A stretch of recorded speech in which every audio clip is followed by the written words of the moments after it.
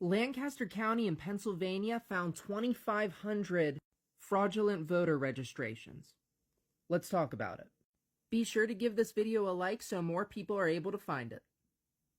So fortunately, it seems like the local county is already doing its due diligence and investigating the matter, as seen in this video here.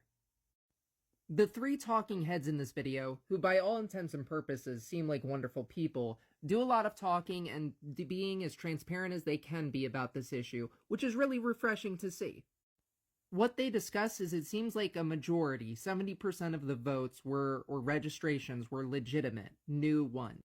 Meanwhile, the rest are still under investigation and are heavily suspicious. With multiple signatures being signed borderline the same, it's just a mess, apparently, according to them. This is where my JAQing comes into play. I'm very sorry, bear with me right now, right? We're getting a lot of reports across the country that this stuff is going on in different places, and I'm going to be covering a lot of that, so stay tuned and hit the subscribe button. But what deeply frustrates me is I don't know how many of these cases we're missing. How many just aren't going reported because nobody picked up on it.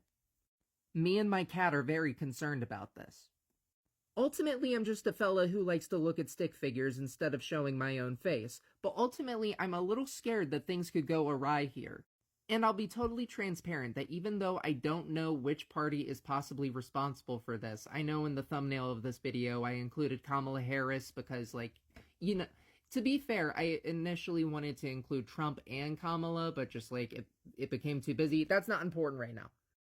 Ultimately, my bias, just in my own head, I believe that this is probably the doing of the left. I don't really see any reason why the right or Trump voters would ever want to not play by the rules when Trump, whether you like it or not, is loved by many people and has a really good chance of winning on his own volition. We don't need to rig an election to win.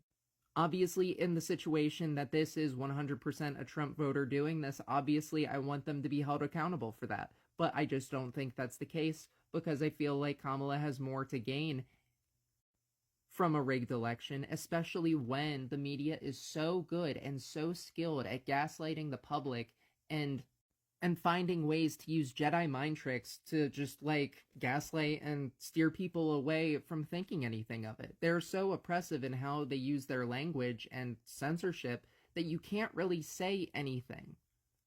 Now, to this day, I still don't know how I feel about the Biden 2020 election, but ultimately, I'm kind of happy that Biden won, and I don't really want to get into why and how and all these different things, but I think it ultimately benefited America in the long run.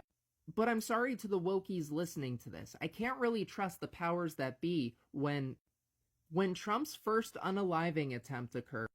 Our senators had good questions for Ronald Rowe, the new director of the Secret Service.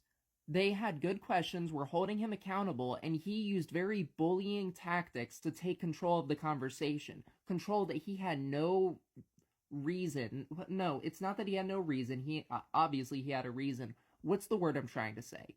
He, in truth, had no right to have control of the conversation when he failed. His agency failed under his leadership or under Cheadle's leadership, it doesn't matter. But he used his control and, frankly, his charisma to take control of the conversation when he shouldn't have control. It should all be on the senators to kind of direct the conversation, figure out what went wrong here. We still don't know what happened yet. It's very absurd, and that's a completely different issue. Definitely check out my video on that topic, either at the end or just in general. And it's just frustrating. How can you expect me to blindly listen to these different talking points when they are very clearly abused?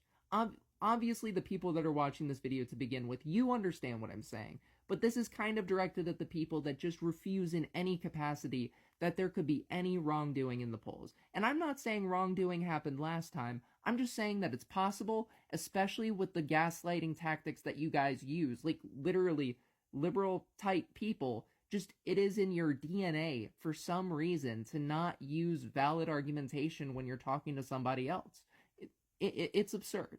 And I think that we all know the mental gymnastics that people do in order to get out of XYZ thing you're trying to hold them accountable for, right?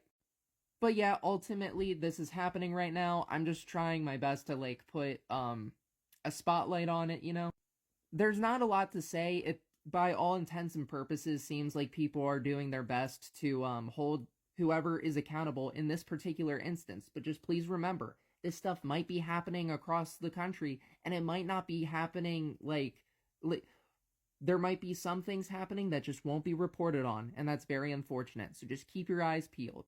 With all that being said, we have some merch coming out.